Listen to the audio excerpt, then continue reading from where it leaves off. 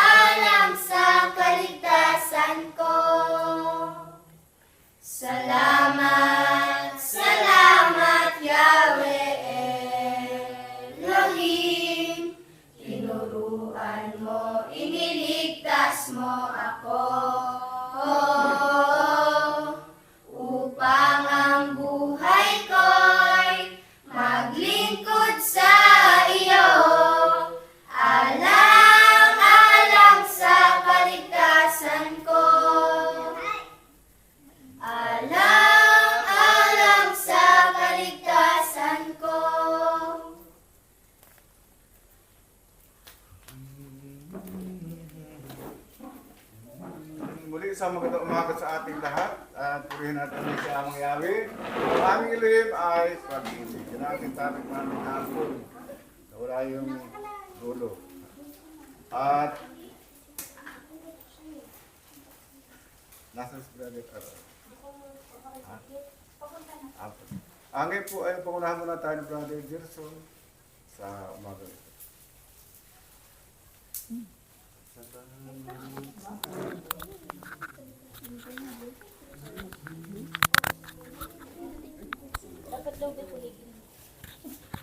Pindutin mo daw yung blue para ako niya.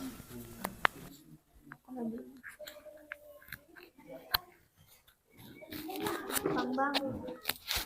Kain ka na pa.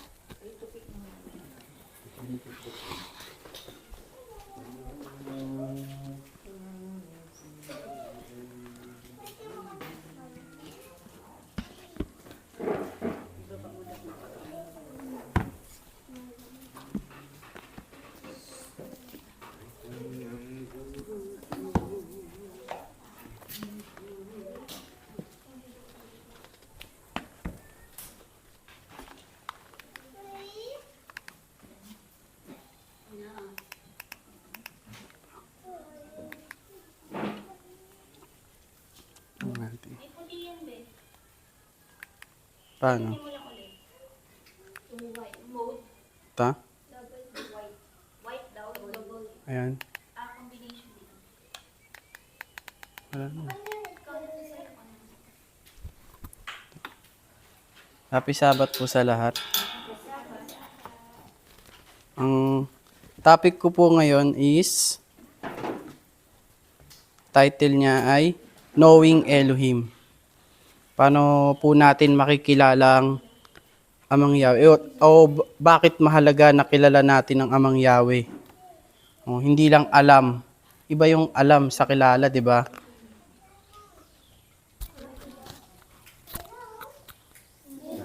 Meron? Okay? Pindutin ka ba? Okay na. So, ayun, yung kahalagahan na kilala natin, no? Iba kasi yung alam sa kilala eh. No? Alam natin kung sinong presidente natin. Kung sa sarili, kilala ba natin? Kung personal? Hindi, di ba? So, dito natin pag-aaralan kung bakit mahalaga. Oh. Marami ang nagsasabing, kilala ko ang Elohim. So, ang tanong, kilala ba talaga nila? Oh, tayo ba? Kilala ba natin ang Elohim? No, ano ang ibig sabihin ng pagkakilala sa ating Elohim? So yung title natin, Knowing Elohim. Yung know, kung aalamin natin yun, no, yung to know. O, ibig sabihin, understand, perceive, and have knowledge of. Ang ibig sabihin ng know. So kailangan, naiintindihan at meron tayong knowledge. So, ito ay mahalaga dahil ang makilala ang Elohim ay buhay na walang hanggan. John 17. Tingnan po natin sa John 17.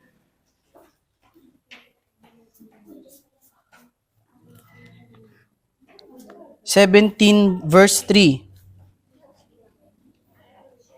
Sa 3, at ito ang buhay na walang hanggan, na ikaw ay makilala nila na iisang Elohim na tunay, at siyang iyong sinugo sa makatuwid bagay si Yahshua Messiah. So, ganun kahalaga. Mahalaga ba na makilala natin?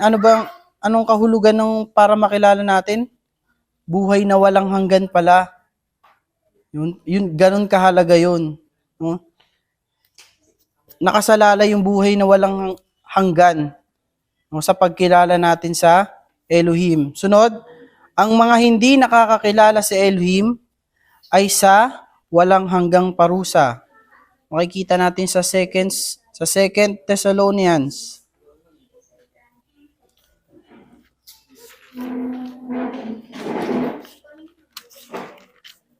Chapter 1, 1:8 hanggang 9. Sa 8, na maghihiganti sa hindi nagsisikilala sa Elohim at sa kanila na hindi nagsisitalima sa ebanghelyo ng ating Elohim Yahshua. 9, na siyang tatanggap ng kaparusahan na walang hanggang kapahamakang mula sa harapan ng ni Yahweh at mula sa kahaluwalhatian ng kanyang kapangyarihan. So, kung kilala natin ang Amang Yahweh, buhay na walang hanggan. Pag hindi, sa walang hanggang parusa. So, ang pagkilala sa Elohim ay nangangahulugan ng pagkakaroon ng kaalaman sa Elohim at pagkakaroon ng kaugnayan sa kanya o relationship, no? Hindi lang alam, no? Kailangan may relationship, 'di ba? Kung ang tao kilala mo, kunyari, kilala mo yung artista, may relationship ba kayo? Wala, kilala mo lang siya, 'di ba? Kasi sikat siya. So, ang kailangan daw, meron tayong relationship sa Amang Yahweh at kay Yahshua Messiah. So, ang pagkilala sa Elohim ay nangangahulugang pagkakaroon ng relasyon sa Kanya na batay sa pagkakaunawa sa Elohim. Una, ang tao ay maaaring magkaroon ng kaalaman tungkol sa Elohim, ngunit hindi kilala ang Elohim. Paano yun? May alam sila sa Elohim pero hindi nila kilala ang Elohim. So, titingnan natin yung example sa John 8.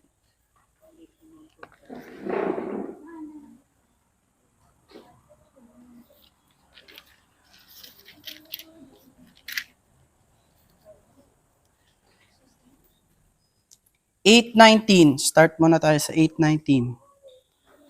19, sa kaniya nga'y kanilang sinabi, saan naroroon ang iyong ama? Sumagot si Yahshua, hindi niyo nakikilala ako ni ang aking ama. Kung ako'y inyong makilala, ay makikilala rin ninyo ang aking ama. So, sino yung kausap dito ni Yahshua Messiah?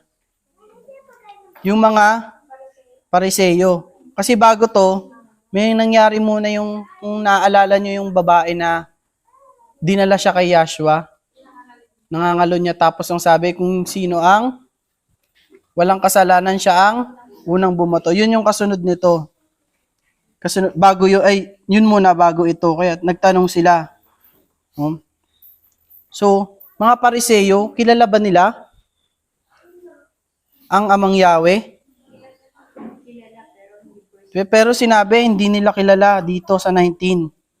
Hindi niyo nakikilala ako ni ang aking ama. So, yan ang unang example. Sa John 15 naman.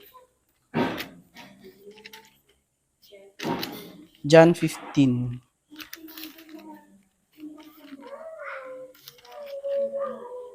John 15, 18 hanggang 21. Start sa 18. Kung kayo'y kinapupuutan ng sanglibutan, ay inyong talastas na ako muna ang kinapuutan bago kayo. 19. Kung kayo'y taga-sanglibutan, ay ibig ng sanglibutan ang kanyang sarili. Ngunit sapagkat kayo'y hindi taga-sanglibutan, hindi kayo'y hinirang ko sa sanglibutan, kaya napupuot sa inyo ang sanglibutan. 20.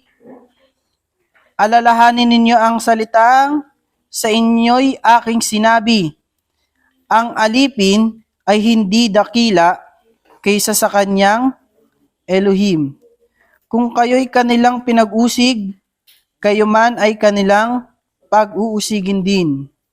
Kung tinupad nila ang aking salita, ang inyo man ay tutuparin din. 21. Dadapwat ang lahat ng mga bagay na ito ay gagawin nila sa inyo dahil sa aking pangalan. sapagkat hindi nila nakikilala ang sa akin ay nagsugo. Sino ba ang nagsugo sa kanya? Ang Ama. So, pinag-uusig nila dahil hindi nila kilala ang... Sino ba yung nag-usig sa kanya? Kay Yahshua. 'Di ba mga Jews din, 'di ba? Pero kilala ba nila ang Amang Yahweh? 'Di ba? Pero ang sinasabi iba sinasabi ni Yahshua, hindi nyo kilala. 'Di ba? Sila nga dapat ang pinaka nakakaalam, 'di ba? Silang mga priest. So, isa pa sa 16 next lang po. 1 hanggang 3. Ang mga bagay na ito'y aking sinalita sa inyo upang kayo'y huwag mga tisod. Kayo'y palalayasin nila sa mga sinagoga. Oo, dumarating ang oras na ang sino mang pumatay sa inyo ay aakalaing naghahandog siya ng paglilingkod sa Elohim. At ang mga bagay na ito'y gagawin nila sapagkat hindi nila nakikilala ang Ama ni ako man. So dadating daw ang panahon, akala nila nagsaserve sila sa Amang Yahweh, no? Pinapatay nila yung iba. No, naniniwala kay Yahshua, pinagpapapatay nila dahil alam nila naglilingkod sila kanino? Sa Amang Yahweh. Pero ang totoo, kilala ba nila ang Amang Yahweh? Kasi kung kilala daw nila ang Amang Yahweh, gagawin ba nila yon? Kasi ang nagsugo kay Yahshua ang Amang Yahweh. So sabi, ang mga apostol at ang mga saints ay inusig dahil hindi kilala ng mundo ang Ama. Isa pang example, si Paul. May kaalaman tungkol sa Elohim ngunit hindi kilala ang Elohim habang inuusig niya ang simbahan. Makikita po natin yan sa 1 Timothy.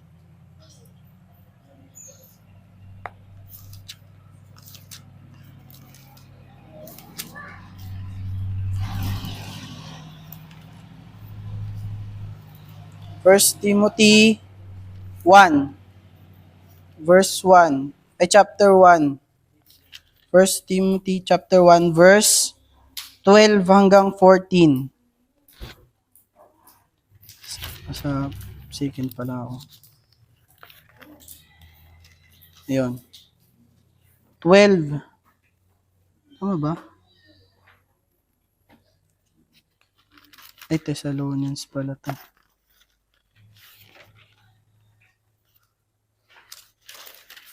Ito. 1, 12 hanggang 14.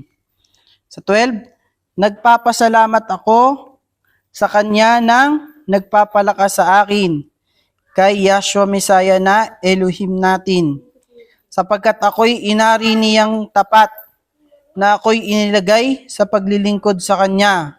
13, bagaman ng una, ako'y naging mamumusong, at mang-uusig, at mang-aalipusta, gayon may kinahabagan ako, sapagkat yaoy ginawa ako sa di pagkaalam sa kawalan ng pananampalataya. So ginagawa ni Paul daw yun dahil sa walang pagkaalam at kawalan ng pananampalataya. So kung alam natin, leader na si Paul, 'di ba? Sa simbahan, 'di ba? So siya pa yung sinabi niya pa na wala siyang kaalam-alam at wala siyang pananampalataya. So, possible pala na meron tayong kilala natin ang Elohim pero hindi natin siya, alam natin kung sino ang Elohim pero hindi natin siya kilala. Diba? So, wala rin yung pag-aaral natin kung wala tayong relationship sa Amang Yahweh. So, naparito si Yahshua sa lupa upang ihayag ang Elohim sa tao. John 1:18. Kasi hindi nga kilala daw ng mga tao ang Ama. So, ang ginawa niya,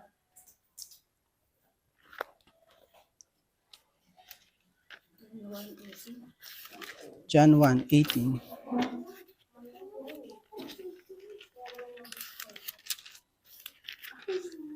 So, 18. Walang taong nakakita kailanman sa Elohim. Ang bugtong na anak na nasa sinapupunan ng Ama, siya ang nagpakilala sa Kanya. So, walang taong nakakita. So, paano natin malalaman? Paano natin maaalam kung ano yung kalooban ng Amang Yahweh? So, si Yahshua Messiah, isa siya sa naghayag kung sino. Kung kilala, kasi makikita natin doon, kung kilala daw natin ang Amang Yahweh, kilala natin si Yahshua, makikilala natin sino din? Si Amang Yahweh. So, upang bigyan ang tao ng malinaw na pagpapakita ng Elohim. Sa Colossians 1:15.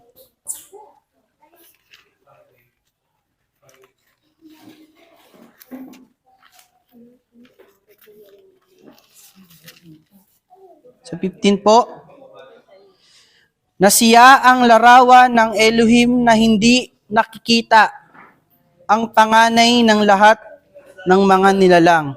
So si Yahshua daw ang larawan. Kung gusto natin makilala ang Amang Yahweh, sa pamamagitan ni Yahshua Messiah, makikilala daw natin siya. Kasi siya ang larawan ng Elohim na hindi nakikita. Ito ay mahalaga dahil kung ang isang tao ay walang kaalaman sa Elohim, hindi niya siya makikilala o hindi siya magkakaroon ng relationship kung hindi natin siya kilala. So, kapag kilala natin ang Messiah, kilala din natin ang Ama. So, yun pala yun. Sa John 14.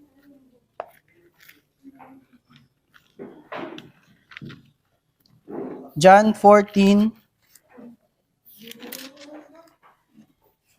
6 hanggang 9.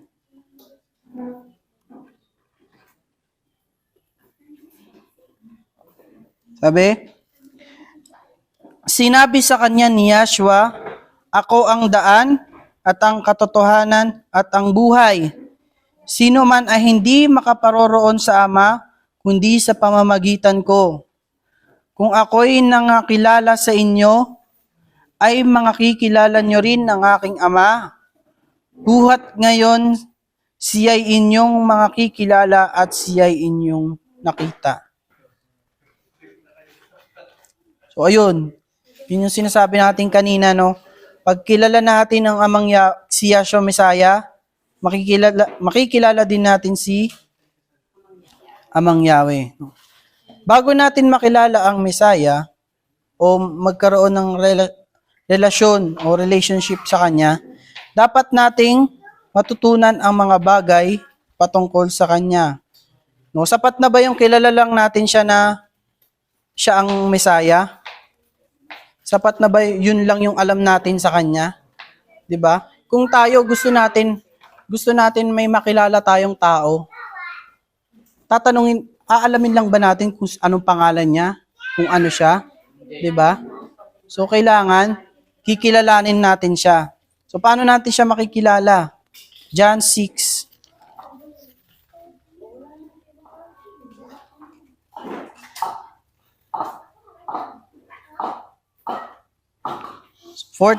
John 6:45. Nasusulat sa mga propeta at tuturuan silang lahat ng Elohim, ang bawat nakarinig sa Ama at natuto ay lumalapit sa akin. So, nasusulat na sa mga tuturuan silang lahat ng Elohim at ang bawat nakarinig sa Ama at natuto ay lumalapit sa akin.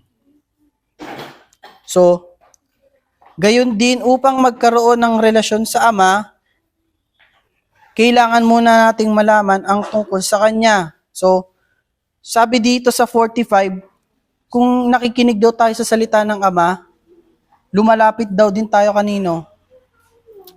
kay Yahshua Messiah. Pero, vice versa. Kailangan kilala din natin ang si Yahshua para natin makilala ang Ama. Sabi dito sa Hebrews 11 verse 6. 11:6. At kung walang pananampalataya ay hindi maaaring maging kalugod-lugod sa Kanya, sapagkat ang lumalapit sa Elohim ay dapat sumampalatayang may Elohim at siya ang tagapagbigay ganti sa mga sa Kanya'y nagsisihanap. So ayun. Paano natin mahahanap? Sabi kasi sa 6, hindi maaari maging kalugod-lugod sa Kanya kung walang pananampalataya. Paano natin, maraming paraan para makilala natin ang Amang Yahweh. So, isang paraan, sabi dito, sa pamamagitan ng kalikasan, natututunan natin ang Kanyang pagka-Elohim. Tingnan po natin sa Romans 1.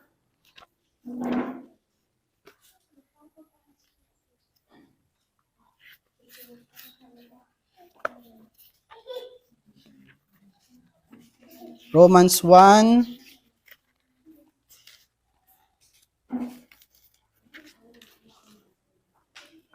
20.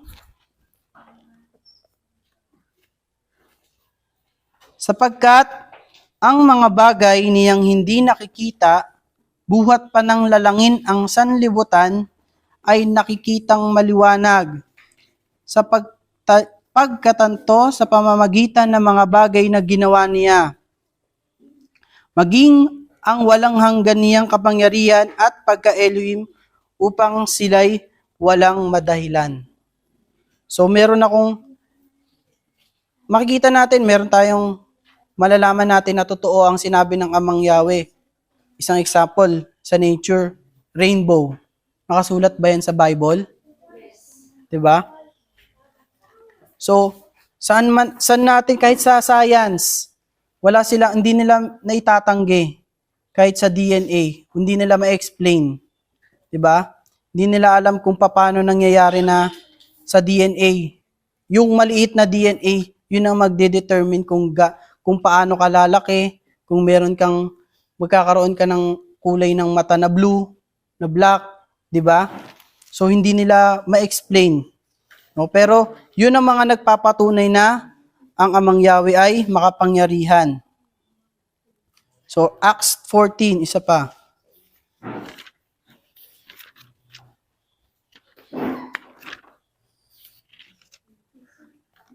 Acts 14,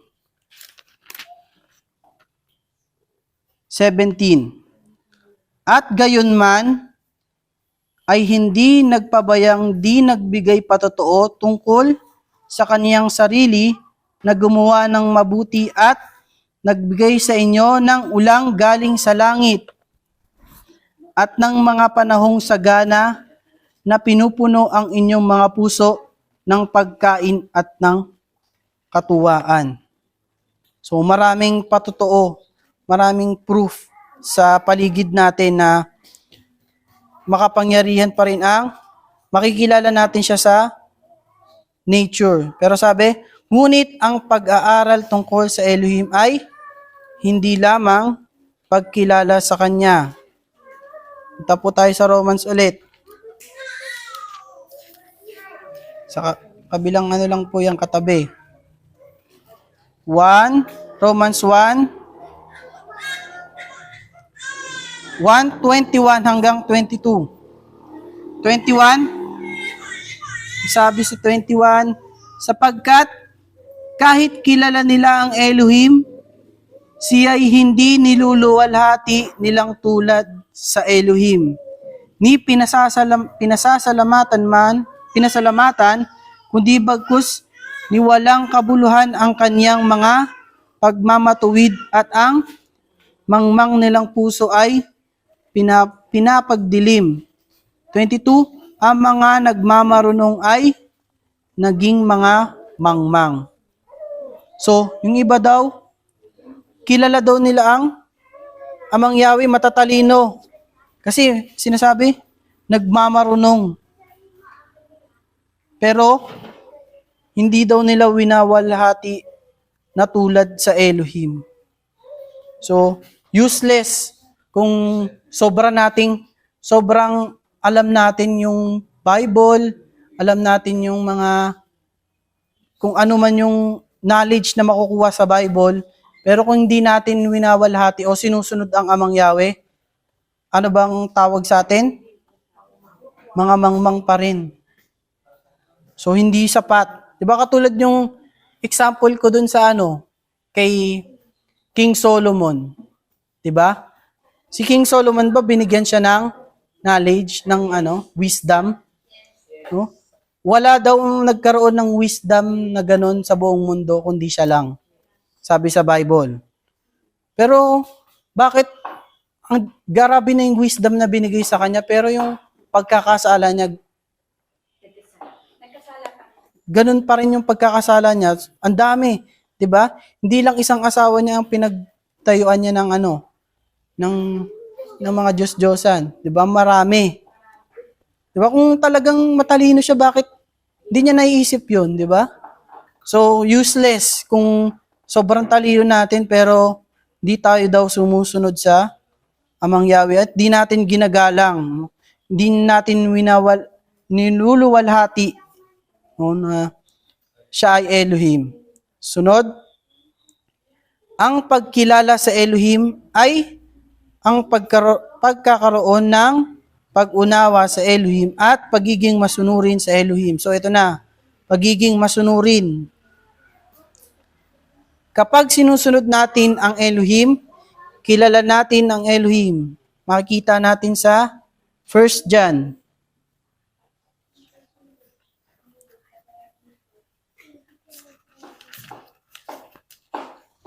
1 John chapter 2, 3 hanggang 6. Sa 3, at sa ganito'y nalalaman natin na siya ay ating nakikilala kung tinutupad natin ang kanyang mga utos. 4, ang nagsasabing nakikilala ko siya at hindi tumutupad sa kanyang mga utos ay sinungaling at ang katotohanan ay wala sa kanya. 5, dadapot ang sino mang tumutupad sa kanyang salita, tunay na kanya ay naging sakdal ang pag-ibig ng Elohim. Dahil dito'y nalalaman nating tayo'y nasa kanya. 6, ang nagsasabing siya'y nananahan sa kanya ay nararapat din namang lumakad na gaya ng inilakad niya. So, yung iba kasi, hindi naman sinasabi na tayo yun. May mga chances din na may nangyayari na tao na okay na sa kanila, alam naman nila yung truth. Alam na nila yung katotohanan, pero hindi pa rin nila sinusunod yung Amang Yahweh. No? Gusto pa rin nila sila yung masusunod. So, ayun nga yung delikado.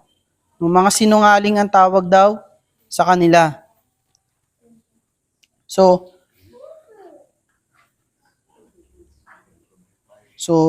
sa 3, ang sabi dito, at ganito'y nalalaman natin na siya'y ating nakikilala. So, pag sinusunod daw natin yung utos ng Amang Yahweh, no? Makikilala natin yun ang paraan dito. Doon nabubuo yung relationship natin sa Amang Yahweh. Sa pagsunod sa Kanya. 'Di ba? Check ko lang to.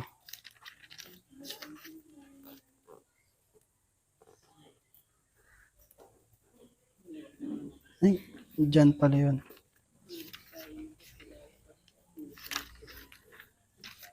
John 4:23. Ayun. The same din kay Yahshua Messiah. Sa John 14:23. Tingnan natin. John 14:23. Sa 23, sumagot si Yahshua at sinabi sa kanya, kung ang sino man ay umiibig sa akin, ay kanyang tutuparin ang aking, ano to? Pwede yan. Sa 23, sumagot si Yahshua at sinabi sa kanya, kung ang sino man ay umiibig sa akin, ay kanyang tutuparin ang aking salita at siya ay iibigin ng aking ama at kami pasa sa kanya at siya ay gagawin naming tahanan. So, the same din sa Amang Yahweh, the same sa kanya. Kung susundin natin ang salita ng Elohim, dun natin nag-grow yung relationship sa kanya. Balik tayo sa 1 John, dun sa 5, panatilihin ang salita o pag-ibig ng Elohim sa ating buhay. Sa 5 sinabi dito, sino mang tumutupad sa kanyang salita, tunay na sa kanya'y nagiging sakdal ang pag-ibig ng Elohim. So, dahil pinapanatili natin yung salita ng Amang Yahweh, sa 6, sinabi, ang nagsasabing siya'y mananahan sa kanya ay nararapat ding lumakad na gaya ng inilakat niya. So, ini-start natin yung pagbibuild ng relationship sa pagsunod sa kanya. Then, kapag pinapanatili natin ang salita ng Elohim, tayo daw ay in fellowship sa Elohim kapag tayo ay lumalakad tulad ng ginawa ni Yahshua Messiah. So, di ba? Ganun din ang nangyari sa mga sa mga apostol, di ba? Ginawa nila. Yung mga ginagawa nila, iniwan nila para sumunod. Di ba? Hindi lang yung ginawa nilang kikilalanin lang nila si Yahshua tapos balik na sila. Di ba? Iniwan nila, nagbago sila at sumunod. So mahalaga pala yon ang pagsunod para makilala natin ang Amang Yahweh. So sa pag-unawang ito, nagkakaroon ng obedient relationship sa Elohim. Dapat nating malaman na so alam na natin na kailangan natin ng obedient relationship sa Elohim. So dahil alam na natin yon, meron din tayo dapat ding malaman. So ang una, kilala tayo ng Elohim. Totoo ba? Kilala ba tayo ng Elohim? Diba? Mas kilala nga niya tayo kaysa yung sarili natin Kasi tayo nakikita lang natin yung ngayon. Pero yung gagawin natin bukas, alam ba natin? Diba? Sa Psalms 139.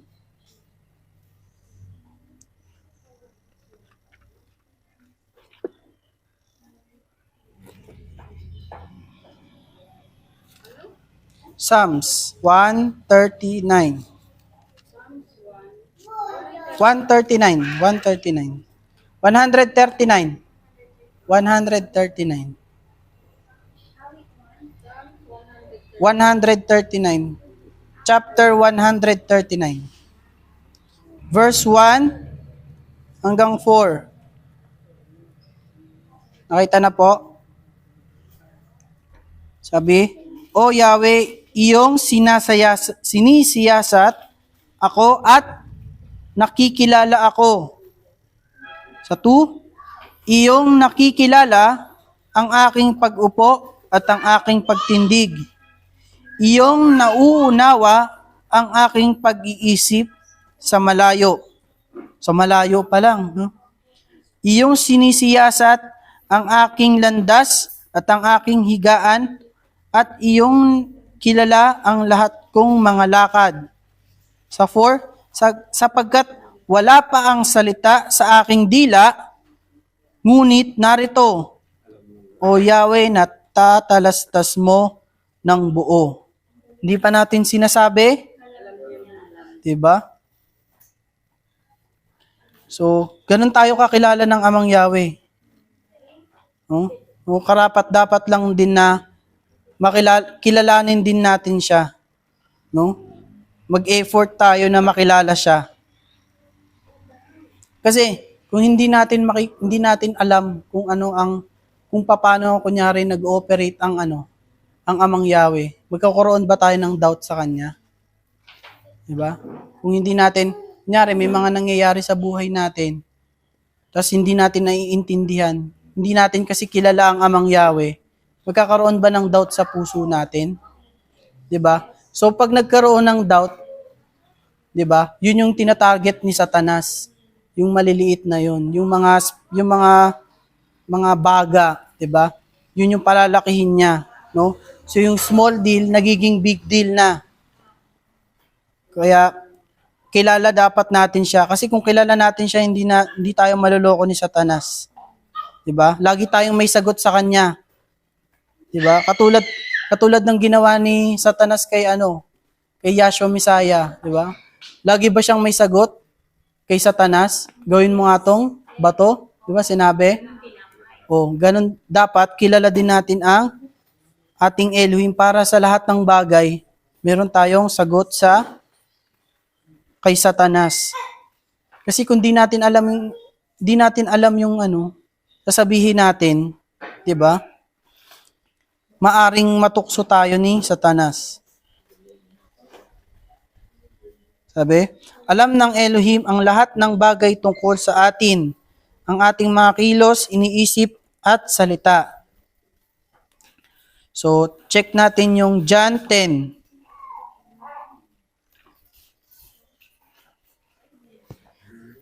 John 1:10, 14. 10:14.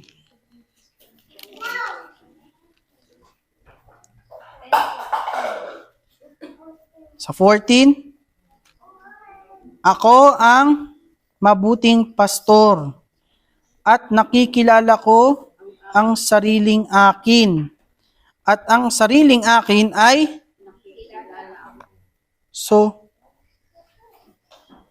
kung hindi natin kilala,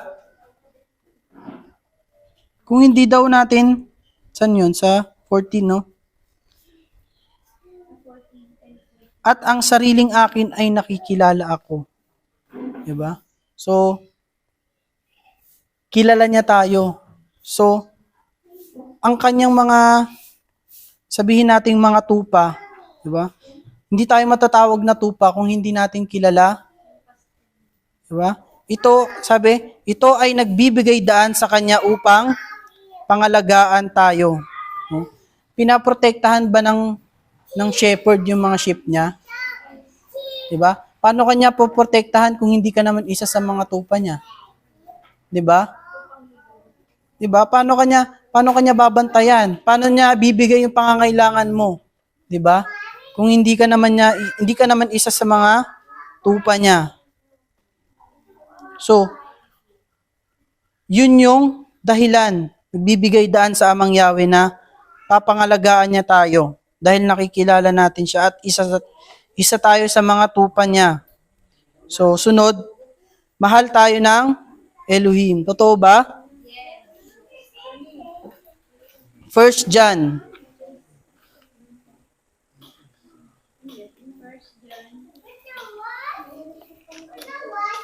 1 John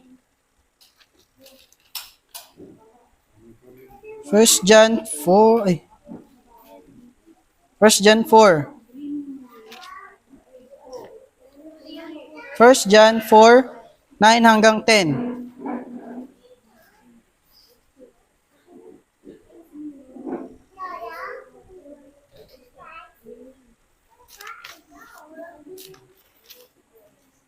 Sa 9,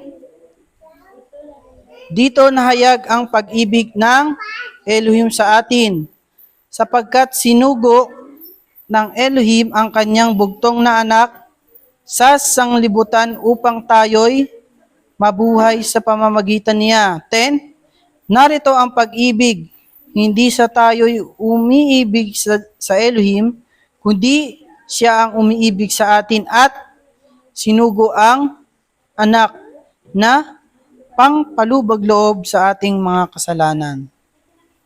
So, mahal pa rin niya tayo sa kabila ng mga kasalanan natin, di ba? Iba nga may mga kasalanan sa atin. Hindi na natin mapatawad, di ba? Tayong nagkakasala araw-araw. Sinasabi niya dito, di ba? Binigay niya pa yung anak niya. Kaya ba nating ibigay yung kunyari anak natin para lang pang tubo sa mga kasalanan ng mga preso diyan sa Magagawa ba natin 'yon? Bibigay natin yung anak natin tapos sasabihin pag binigay mo yung anak mo at totorturein namin yung anak mo, papakawala namin lahat ng preso dito. Kaya ba natin 'yon? 'Di ba? So ayun, ganun ang pagmamahal ng Amang Yahweh sa atin. So, 1 John 4, tingnan naman natin yung 7 and 8. Mga minamahal, mag-ibigan tayo sa isa't isa, sapagkat ang pag-ibig ay sa Elohim, at ang bawat umiibig ay ipinanganak ng Elohim at nakakakilala sa Elohim. 8. Ang hindi umiibig ay hindi nakakakilala sa Elohim, sapagkat ang Elohim ay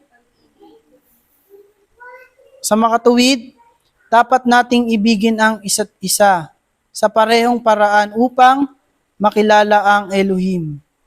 Sabi, kahit na mali ang ginagawa ng iba sa atin. Mahirap ba yon o madali? Pero, gayahin daw natin sino? Yung ginawa ng Amang Yahweh, di ba? Kahit araw-araw tayo nagkakasala, binibigyan niya pa rin tayo ng pagkakataon na papatawarin sa ating mga kasalanan. So, yun daw ang totoong pag-ibig.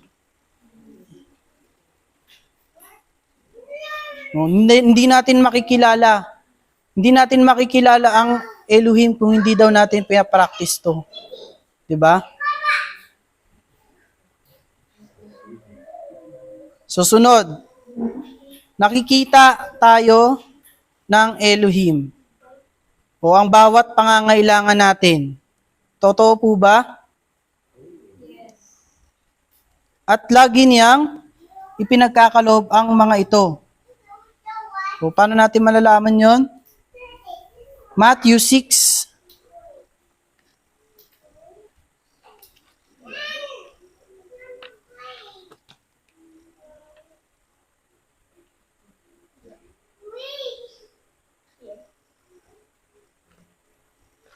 Matthew 6. 6:8.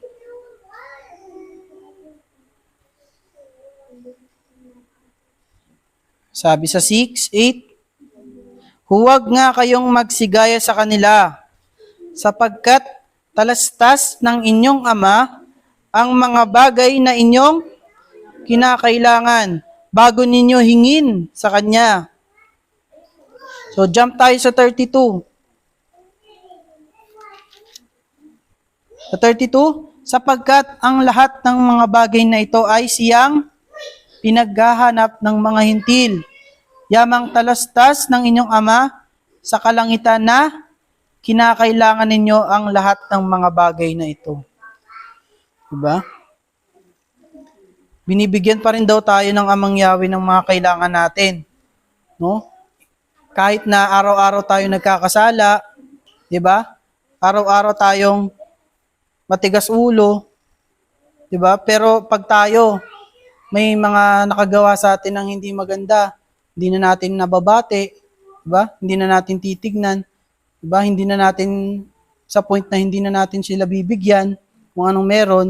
Pero ang Amang Yahweh, grabe, diba?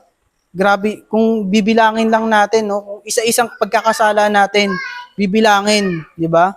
Marami ba? Pero ang ibang tao, isa lang, grabe na yung natin, diba? Grabe yung galit. Pero siya, binibigyan pa rin niya. No?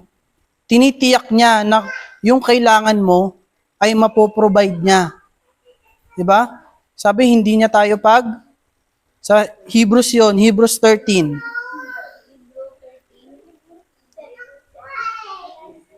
Hebrews 13, verse 5.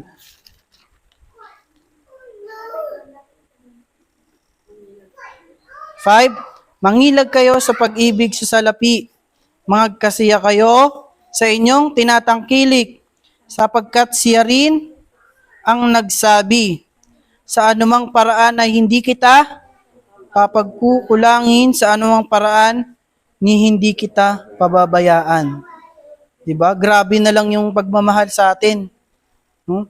Minsan, yung iba, tinutulak na nila yung minsan tinatanggi nila ang Amang Yahweh, pero ginagawa ng Amang Yahweh, pinapasikat niya pa rin ang araw sa masama at mabuti. Diba? Ganun daw ang pag-ibig. Matthew 7, isa pa, last. Matthew 7. 7. Ito, 7 hanggang 8.